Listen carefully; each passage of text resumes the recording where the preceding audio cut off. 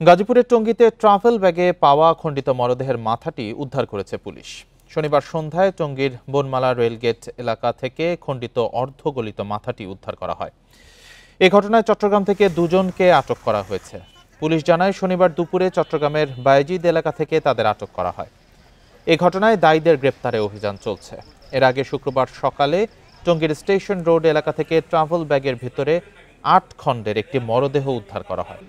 পরে ফিঙ্গারপ্রিন্টের মাধ্যমে যুবকের পরিচয় শনাক্ত করে পুলিশ। এ ঘটনায় শুক্রবার রাতে নিহতের পরিবার বাদী হয়ে টঙ্গী পূর্ব থানায় একটি হত্যা মামলা দায়ের করেছেন।